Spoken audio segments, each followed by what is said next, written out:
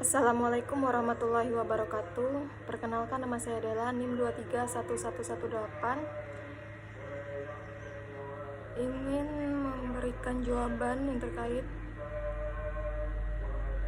pertanyaan yang Ibu berikan.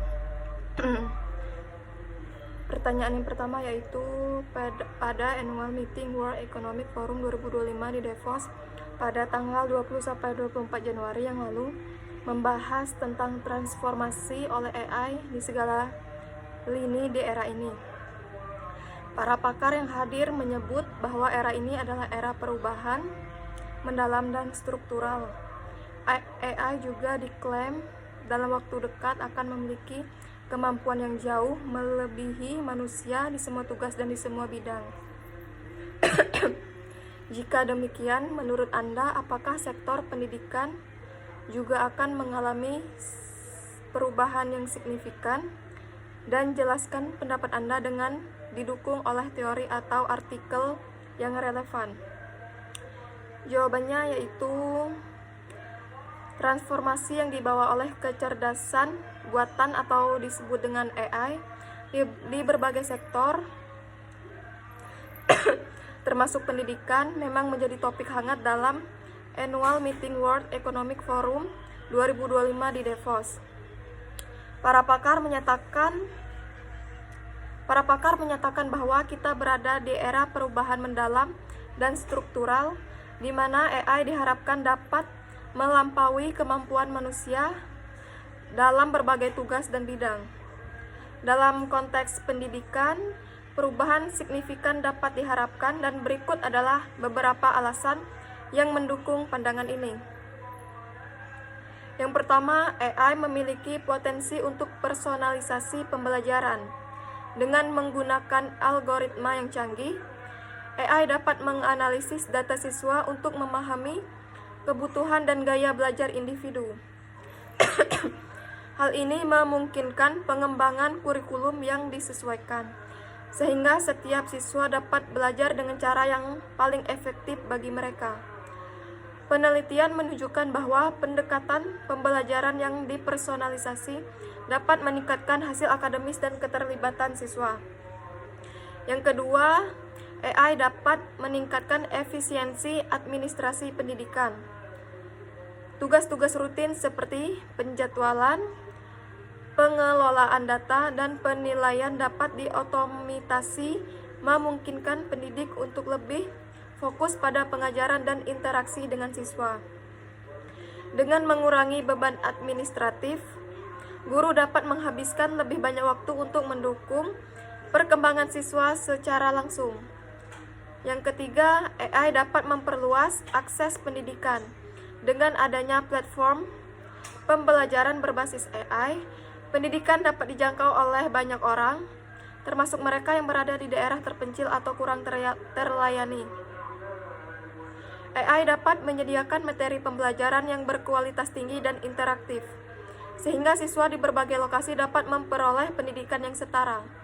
Namun, perubahan ini juga membawa tantangan, misalnya ada kekhawatiran tentang privasi data siswa dan potensi bias dalam algoritma AI. Oleh karena itu, penting untuk mengembangkan kebijakan yang memastikan penggunaan AI dapat dalam pendidikan dilakukan secara etis dan bertanggung jawab. Secara keseluruhan, transformasi AI di sektor pendidikan berpotensi membawa perubahan yang signifikan, baik dalam cara pembelajaran dilakukan maupun dalam aksesibilitas pendidikan. Dengan pendekatan yang tepat, AI dapat menjadi alat yang kuat untuk meningkatkan kualitas pendidikan di seluruh dunia. Selanjutnya, pertanyaan yang kedua yaitu role play dan storytelling adalah salah dua dari banyak metode pembelajaran yang sering dipakai dalam pembelajaran pendidikan agama Islam atau budi pekerti dalam transisi kurikulum merdeka Keep Their Learning, dengan kondisi di mana peserta didik dominan memiliki karakteristik generasi alpha. Menurut Anda, apakah metode ini masih bisa dipakai di dalam pembelajaran PAI? Berikan pendapat Anda disertai alasan yang ilmiah. Jawabannya yaitu role play dan storytelling adalah metode pembelajaran yang telah terbukti efektif dalam berbagai konteks pendidikan, termasuk dalam pendidikan agama Islam dan budi pekerti. Dengan transisi dari kurikulum merdeka ke pendekatan deep learning, serta karakteristik unik dari generasi alpha, penggunaan kedua metode ini masih sangat relevan dan bahkan dapat dimaksimalkan. Yang pertama, generasi alpha yang lahir antara tahun 2010 hingga 2025 tumbuh dalam lingkungan yang syarat teknologi dan informasi. Mereka cenderung lebih visual dan interaktif dalam cara belajar mereka. Metode storytelling yang melibatkan narasi dan penggambaran cerita dapat menarik perhatian mereka dan membuat konsep-konsep agama lebih mudah dipahami dan diingat. Penelitian menunjukkan bahwa storytelling dapat meningkatkan keterlibatan emosional siswa, yang pada gilirannya dapat memperkuat pemahaman mereka terhadap materi. Yang kedua, role play memberikan kesempatan bagi siswa untuk berpartisipasi aktif dalam pembelajaran. Dengan berperan dalam situasi yang sesuai dengan nilai-nilai agama dan etika, peserta didik dapat mengalami dan merenungkan ajaran agama secara langsung. Metode ini tidak hanya membantu dalam pemahaman kognitif, tetapi juga dalam pengembangan keterampilan sosial dan empati.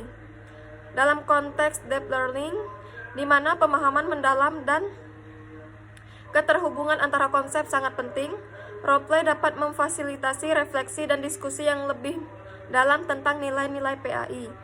Yang ketiga, kedua metode ini mendukung pembelajaran kolaboratif yang merupakan salah satu prinsip dalam pendekatan deep learning. Melalui diskusi kelompok dan interaksi, siswa dapat belajar dari perspektif satu sama lain, membangun pemahaman yang lebih holistik tentang ajaran agama. Ini juga sejalan dengan tujuan kurikulum merdeka yang menekankan pada pengembangan karakter dan soft skill, seperti kerjasama dan komunikasi. Namun, untuk memaksimalkan efektivitas metode ini, penting untuk mengadaptasi konten dan konteksnya agar relevan dengan pengalaman dan tantangan yang dihadapi oleh generasi alpha. Misalnya, menggunakan teknologi digital untuk mendukung storytelling atau membuat skenario roleplay yang mencerminkan isu-isu kontemporer yang dihadapi oleh generasi ini.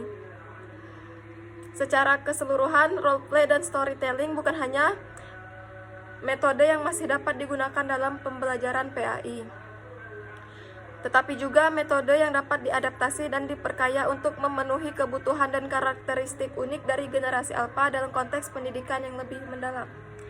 Baiklah, ini yang dapat saya sampaikan.